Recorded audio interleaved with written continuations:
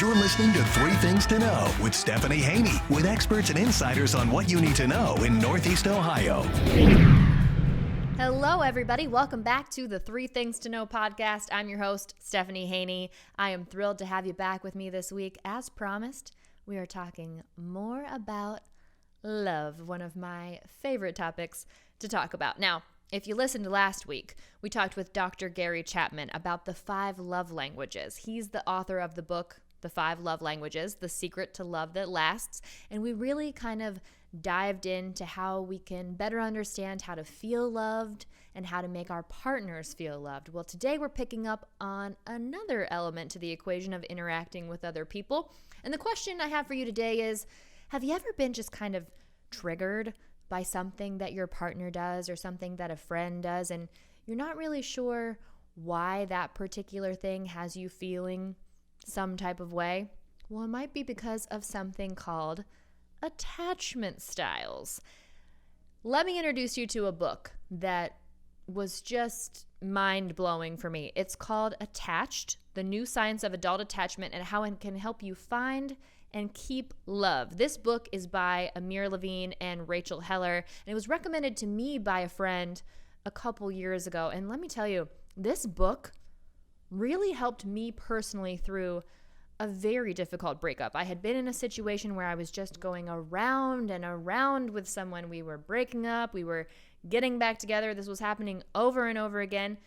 Couldn't figure out why we couldn't make it work out. When we were together, we got to these points where we were not having a great time together. And when we were apart, we were really missing each other, bringing it back around, and it was just all kinds of not great. Well, reading this book on the attachment styles really opened my eyes, helped me see some patterns in both myself and my ex.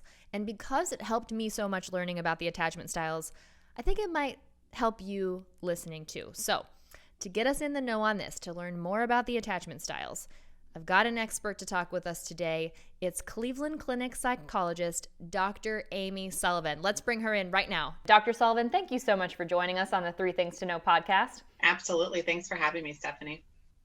You know, what we're talking about today is something that's on a lot of people's minds right now, the topic of love. And sometimes it just seems like love can really be a battlefield if we don't know what we're getting ourselves into. And so that's why today what I want to talk to you about is something that I came across that ended up being very helpful for me, and that's attachment styles. So if you could you break down for us, what is an attachment style? Yeah, I'd love to. So attachment styles are a way that we relate to others in the world. So it's a theory that was first described by Dr. John Bowlby in the late 50s, maybe early 60s.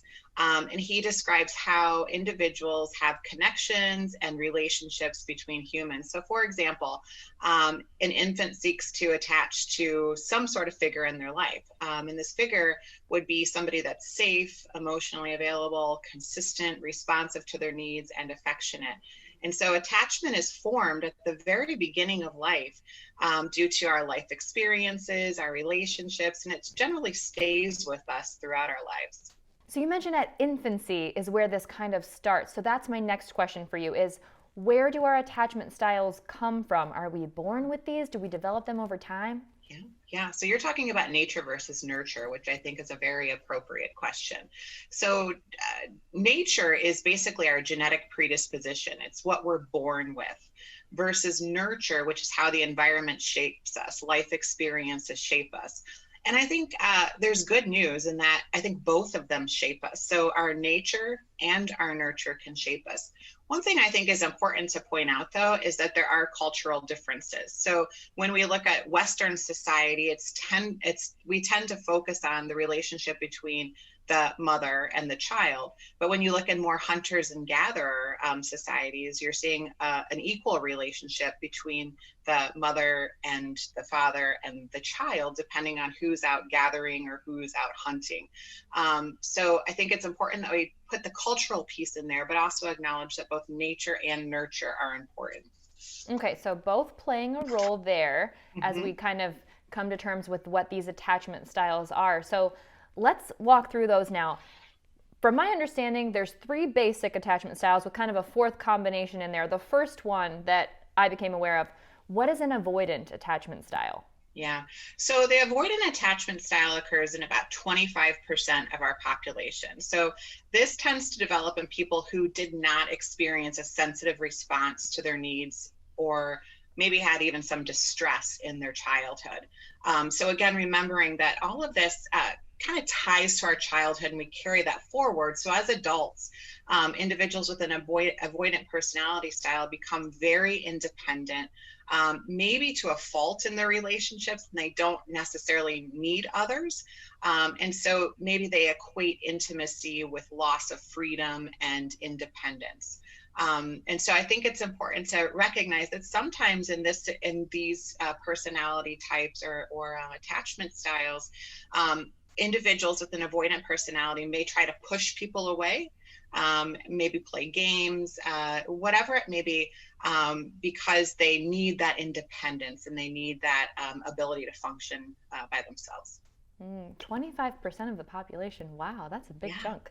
A big chunk, isn't it? What about the anxious attachment style? Yeah. So the anxious attachment style is about 20% of the population. And so these are people who probably had some inconsistent love with a relationship growing up, so an important person in their life. And so individuals as an adult may worry a lot about their partner's ability to show them affection or to really show up for them. They may worry that their partner doesn't love them the way that they need to be loved, or that they love their partner. And they may worry that their partner isn't consistent. And so I think in this situation, we have to recognize that the anxious person really fears rejection. And so somebody who is dating an anxious person has to realize that. And sort of maybe be a little more reassuring, maybe, or in one way to deal with that. Yeah. And there's a combination, if I'm correct in my understanding. There's anxious avoidant. What does somebody with that attachment style tend to do? Yeah, so this is a real small percent of our population. So these are people who are fearful and maybe afraid of intimacy, emotions, commitment. They tend to distrust. They may lash out at people who are getting too close to them and push them away. So these are people whose childhood it was probably pretty rocky, and they didn't have consistency or somebody that they were able to attach to. Okay, so we've covered those three. Those ones seem like they could maybe be a little bit dicey in a relationship, definitely some challenges to overcome, to say the least. Sure. And then the fourth, the secure attachment style. Tell me about that. Yeah. So the secure attachment style generally comes from children who grew up with a strong, consistent, affectionate, stable, loving environment. These are people who are able to show and be shown affection. They felt warm and they were constantly taken care of. And in this situation, it creates adults and relational patterns that are warm, loving, trustworthy, etc.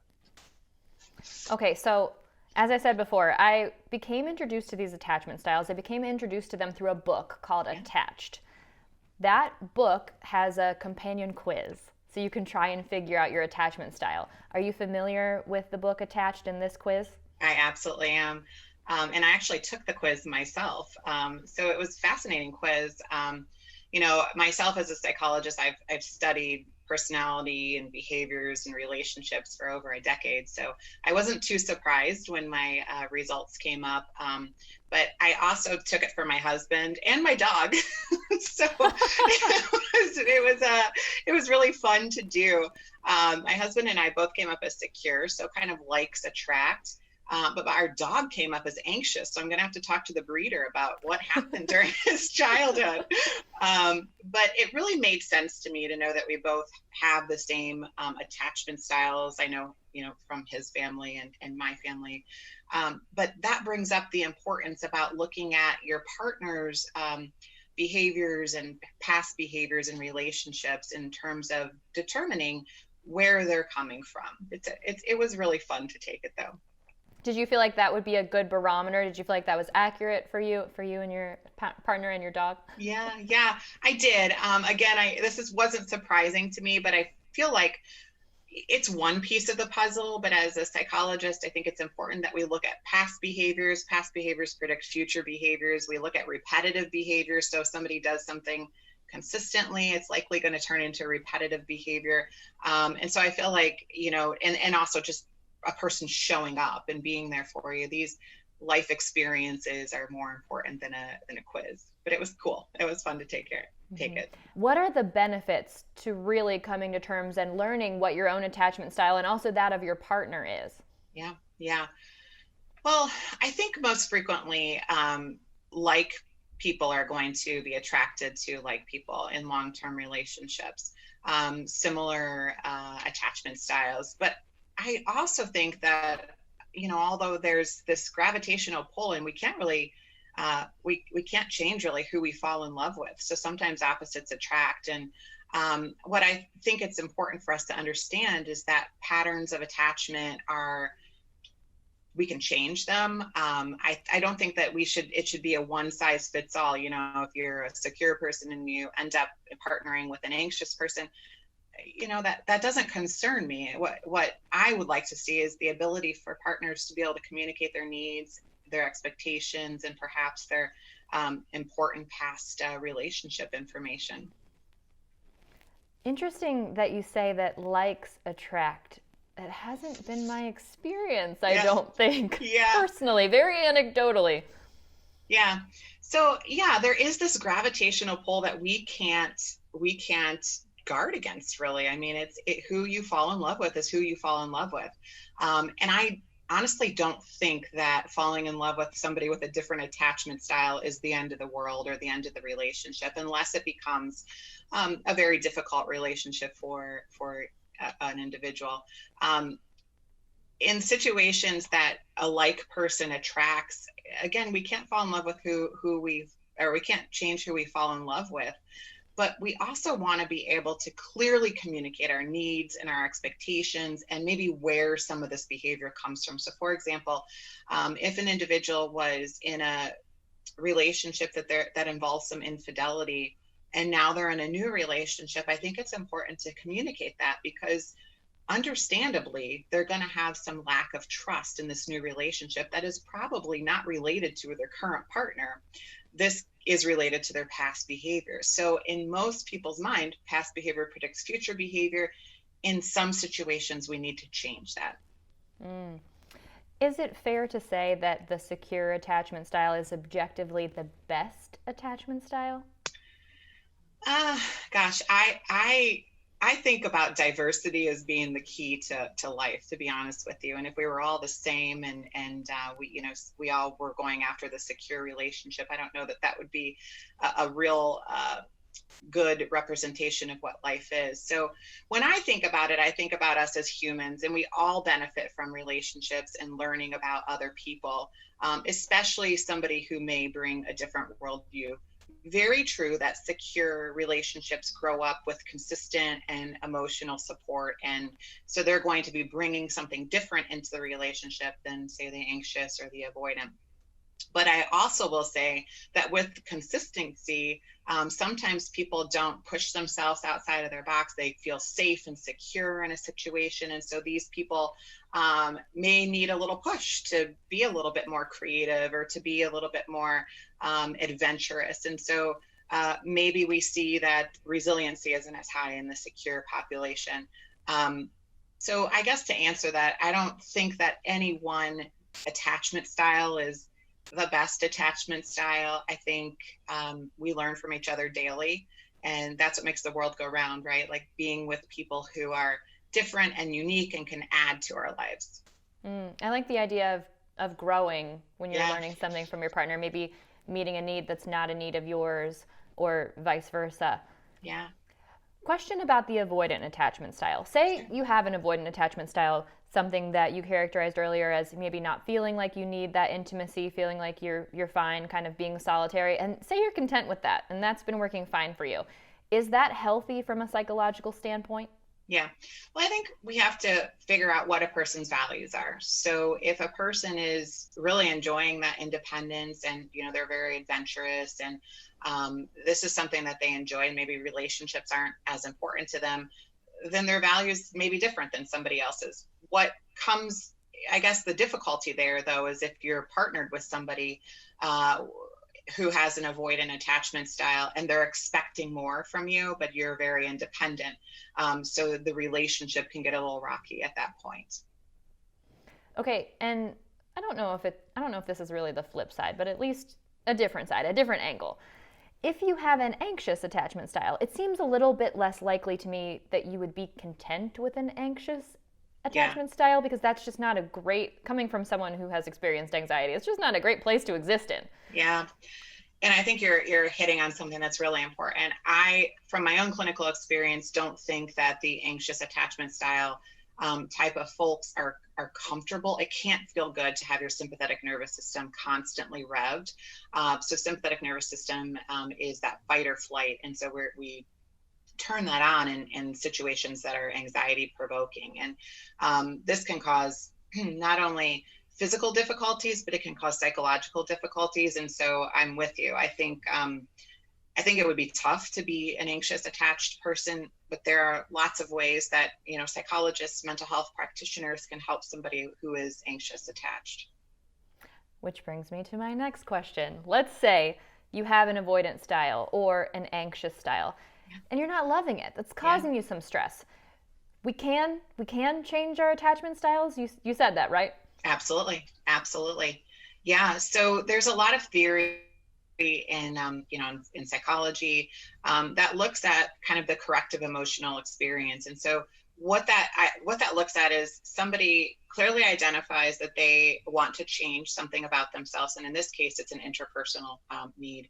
And what we do as psychologists is we walk them through a theory that helps them to have these corrective emotional experiences. So perhaps they learn how to relate with their therapist on a different level.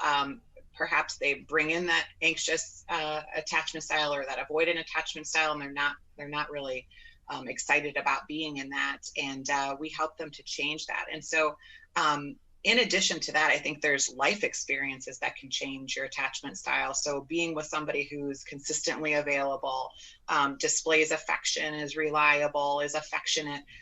If that's, if you're looking for the secure attachment, then I think that can, life experiences can also help to change that.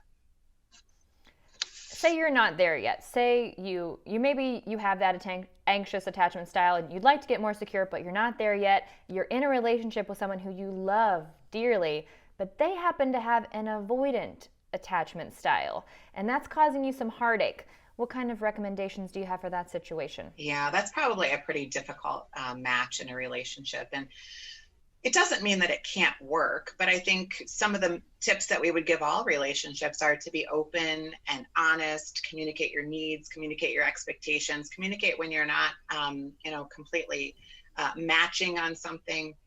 And if it's still not working, it's probably time to move on, because I think it's better to be alone than to be lonely in a relationship. Sage words right there. Those are words to take home and write them out and listen to those over and over again. Yeah. One more question for you when it comes to how these interplay together. Let's say you have a secure attachment style and you're in love with someone who has either an anxious or an avoidant attachment style. What are your recommendations there? I think with the secure attachment style, these are probably your strongest communicators. They know what they need and they want, and they're able to express that. And so I think for a start, they need to just communicate that. I also think that there are lots of avenues to, receive help. I think this book was fantastic. I loved reading it. I loved doing the survey. And as I said earlier, I think there are a lot of ways that we can help somebody to change their behaviors, either by way of therapy or life experiences. If the relationship's important, you figure it out, right? Mm-hmm.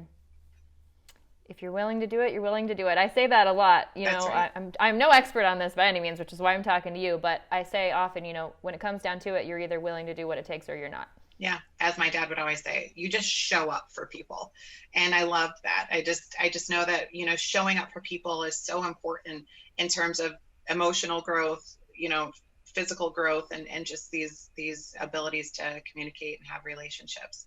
Well, Dr. Sullivan, we really hit the highlights here when it comes to these attachment styles. Thank you for going through this whirlwind with us. We've mentioned the book Attached. Are there any other resources that you think would be helpful for people that want to learn a bit more about the attachment styles? I think, the works of Dr. John Bowlby, Dr. Mary Ainsworth are important, but I also think it's important that we look at this from an overall perspective. So not only is this important in romantic relationships, this is important in how we face all relationships. So with our children, with our spouses, with our, friends, any other family members, also with our colleagues. We have to know how to relate to others, and we have to understand our own way of relating in order for the relationship to be successful. And I also like to point out and just remind people that I think diversity always makes the world better. So when we understand different worldviews and where people come from, it makes the world more interesting, more exciting, and perhaps we're learning. And it's never too late to learn. We always need to continue to learn and grow.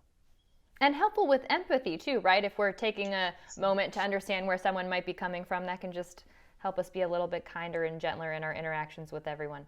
And I love the fact that you just mentioned that empathy is so important for us to understand others and to make our relationships stronger. So thanks for saying that.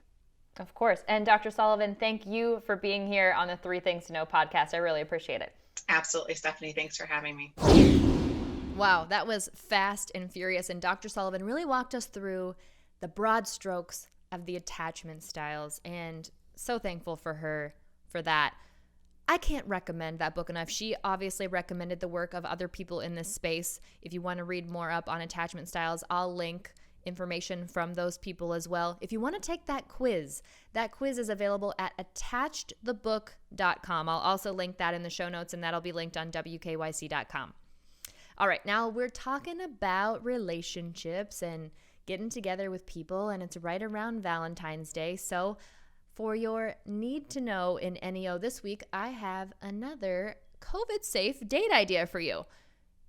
If you haven't yet heard of Mason's Creamery, it is what you need to know in NEO. Now, you might know about it as being a little homemade ice cream shop in Ohio City. The owners, Jesse and Helen, they moved here from Los Angeles in 2013. They started as a mobile ice cream shop, and then they moved into eventually what was then a very rundown, abandoned old yogurt stand.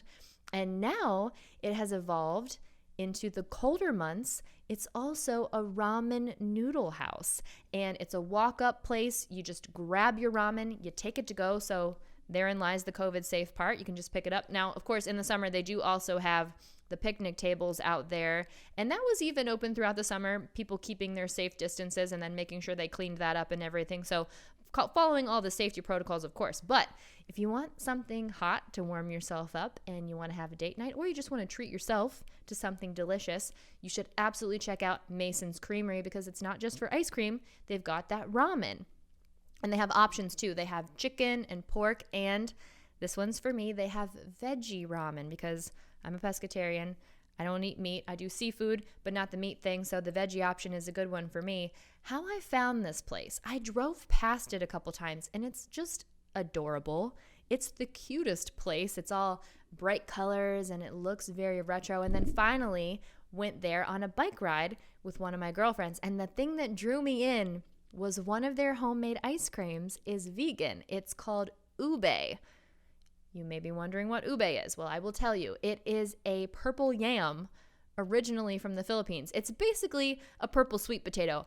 And don't let that turn you off. I know that sounds absolutely wild that you would make ice cream out of that, but it has a very marshmallowy kind of vanilla flavor. And the cool thing about it is when you get your ramen, they do also have some ice cream there too. They make all their homemade ice creams in small batches, so what's available will change from time to time. So if you want to check that out, it's at masonscreamery.com. That's the website.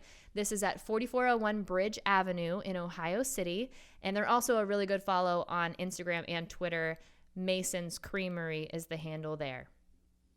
Speaking of a good follow, I have a really good follow for you this week. It's an organization called Engage Cleveland. Now, if you're looking at their actual name, it's Engage Cleveland. And you know I love enthusiasm, so I absolutely love that there's an exclamation point in the name. This is a community engagement organization The goal is to attract, engage, and retain young professionals in the greater Cleveland area. So right on par with what we're talking about today. It's all about bringing people together. To follow them on Instagram and Twitter, the handle is Engage Cleveland, or on Facebook, it's facebook.com/Engage Cleveland. And this organization is still bringing people together, even in a pandemic. Something that they have coming up is their annual networking event. This is their 4th annual event. It's called Next Generation of Women. They've got a ton of incredible speakers lined up. You've got to go to their Instagram page where it's linked to check that out. The next one is March 4th. It's $10. You can sign up online. There's also a networking element to it, as well as the speakers involved. Something else that they do on their social media channels, Takeover Tuesday. So this is where they bring prominent people in the greater Cleveland area to the page, and they share their thoughts and suggestions on important topics that are impacting all of us right now. And they answer your questions, provide real-life examples. It gets very intimate. So that's in their stories. That's on both Instagram and Facebook, so you can follow them there for that. And they just provide all kinds of useful information. Job listings, surveys on how to improve the city. Right now, they're asking for people, if they have ideas that can make the city better, to share them. They've got a link on their site, linked through their bio. And another thing that they're asking for right now is if you're a young professional who relocated back to Cleveland due to the pandemic, they want to hear from you. They want you to share your experiences. And they're calling it #Cleveland Boomerang. Now, this particularly resonates with me. Now, I'm not from Cleveland originally, but I am from Canton, an hour south of here. So I'm not necessarily a Cleveland boomerang, but I'm definitely a Northeast Ohio boomerang. And I can't sing the praises of Northeast Ohio enough.